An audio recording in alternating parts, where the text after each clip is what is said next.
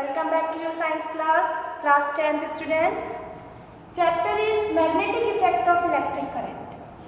Today we will study about electromagnet. Look at this word, electromagnet means the magnetism produced by electricity. Yes, it can be possible. An electromagnet works on the magnetic effect of current. How? कैसे काम करता है ये? Electromagnet में soft iron core का एक piece लिया जाता है जिसके ऊपर कॉपर वायर को कॉइल फॉर्म में रैप किया जाता है लाइक दिस। इसे अटैच किया जाता है बैटरी से वायर टू फ्लो करंट। उसके बाद जैसे ही इलेक्ट्रिसिटी इसमें फ्लो होती है और ये कॉइल फॉर्म में कॉपर वायर यहाँ प्रेजेंट होता है सॉफ्ट आयरन कोर के अराउंड, तो यहाँ प्रोड्यूस होता है मैग्नेटिज्म। इस मैग्नेटिज्म की स्ट्रेंथ को कम या ज़्यादा किया जा सकता है। कैसे? ये डिपेंड करता है मेन 3 फैक्टर्स पर। First factor, number of turns in a coil. इस कॉइल में नंबर ऑफ टर्न्स को अगर हम बढ़ा देंगे तो मैग्नेटिज्म ज़्यादा प्रोड्यूस होगा, और अगर इसे कम कर देंगे नंबर ऑफ टर्न्स को तो मैग्नेटिज्म कम प्रोड्यूस होगा। Second thing, current flowing in the coil. अगर यहाँ बैटरी 2 सेल की जगह हम 3 या 4 सेल की लेंगे तो भी क्योंकि इलेक्ट्रिक करंट का अमाउंट बढ़ेगा तो मैग्नेटिज्म भी ऑटोमेटिकली इंक्रीज होगा। और यहाँ अगर हमने इसे कम किया, फ्लो ऑफ करंट को अगर हम कम करते हैं तो मैग्नेटिज्म भी ऑटोमेटिकली कम हो जाएगा।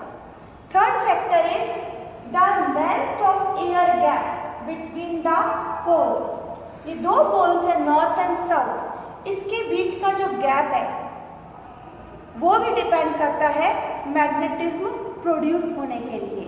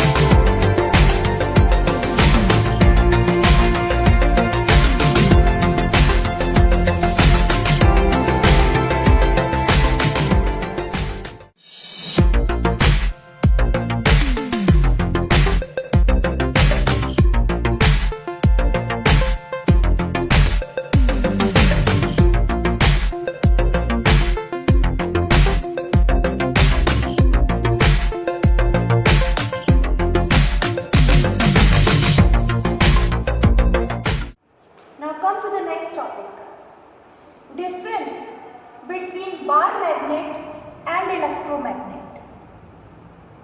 See, bar magnet is a permanent magnet and electromagnet is a temporary magnet.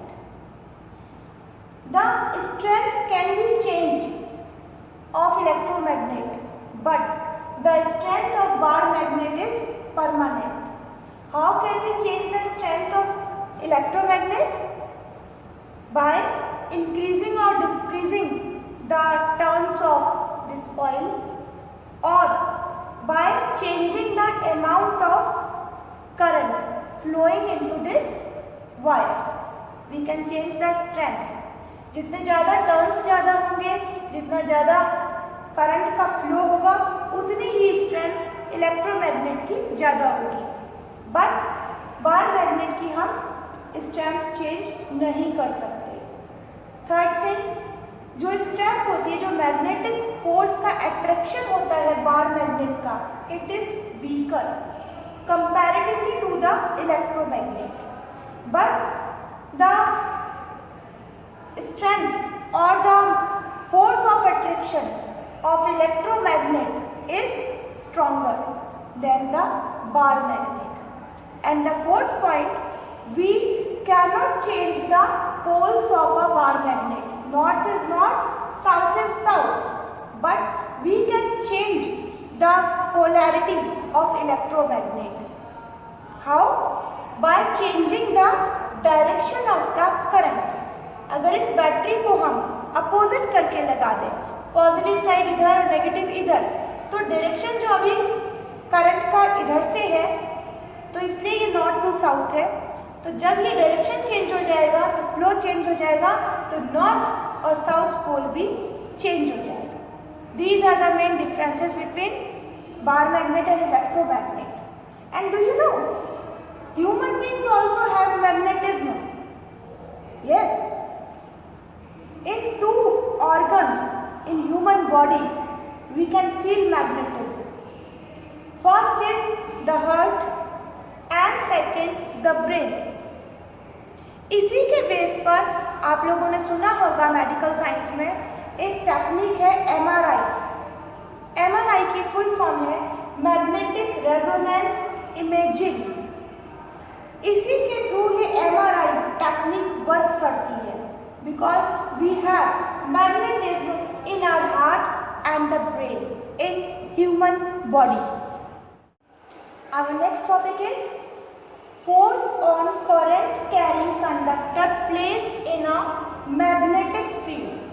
अगर किसी मैग्नेटिक फील्ड में कोई करंट कैरिंग कंडक्टर होता है तो उस पर कैसे फोर्स अपना काम करता है. A magnet exerts a mechanical force on a current carrying wire if the wire is free to move. This force can produce a motion in the wire. मतलब अगर किसी मैग्नेटिक फील्ड में कोई करंट कैरिंग कंडक्टर होता है तो magnetic force उस पर एक मैकेनिकल फोर्स अप्लाई करता है. और अगर current carrying conductor move to free to move है तो उसमें मोशन जनरेट होगा. कैसे होगा? इसके लिए फ्लेमिंग्स ने लेफ्ट हैंड रूल दिया है. फ्लेमिंग्स का लेफ्ट हैंड रूल क्या कहता है? जब हम अपना लेफ्ट हैंड की 4 फिंगर, मिडिल फिंगर और थंब को एक दूसरे के परपेंडिकुलर रखेंगे 90 डिग्री एंगल्स पर. ये तीनों एक दूसरे के 90 डिग्री एंगल्स पर है, जिसमें जो 4 फिंगर है वो रिप्रेजेंट करेगी मैग्नेटिक फील्ड को, जो मिडिल फिंगर है उसका डायरेक्शन रिप्रेजेंट करेगा करंट फ्लो को. तो अगर ये करंट फ्लो वाला जो कंडक्टर है वो अगर मूव करने के लिए फ्री है तो उसमें मोशन क्रिएट होगा. मोशन का डायरेक्शन क्या होगा? ये जो हमारा थंब का डायरेक्शन है, ये हमारा उस पर जो फोर्स क्रिएट हो रही है उसके थ्रू इसमें मोशन इस डायरेक्शन में लगेगा. इस फ्लेमिंग्स लेफ्ट हैंड रूल को और अच्छे से समझने के लिए देखते हैं ये video. Hi. In this video, I'll talk about Fleming's left-hand rule and an easy way to remember it at different times. The best way to remember Fleming's left-hand rule is that it's applicable to motors and not to generators.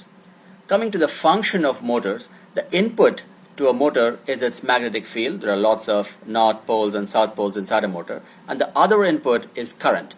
We supply current to a motor, something like a fan. and the output of that motor, the job of the motor, is to start rotating. So the inputs are magnetic field and current, and the output is rotation or force, because it's force on the conductor which causes it to rotate. With this in mind, the Fleming's left-hand rule makes more sense. It states that if the forefinger points in the direction of the magnetic field, and if the middle finger points in the direction of the current flow through a conductor, then the thumb will point in the direction of the force acting on the conductor. The Fleming's left-hand rule is all about three directions, and you can see in this sketch that all the three directions are mutually perpendicular. If the force is upwards, let's call it the y-axis, and the magnetic field in the blue color is the x-axis, then the current flow is in the z-axis. The input-output relationship is extremely important to recall the statement of the Fleming's left-hand rule. The rule, by the way, is applicable even to a straight conductor.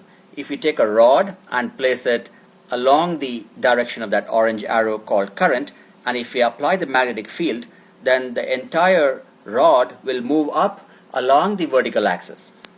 That's the beauty of Fleming's left-hand rule.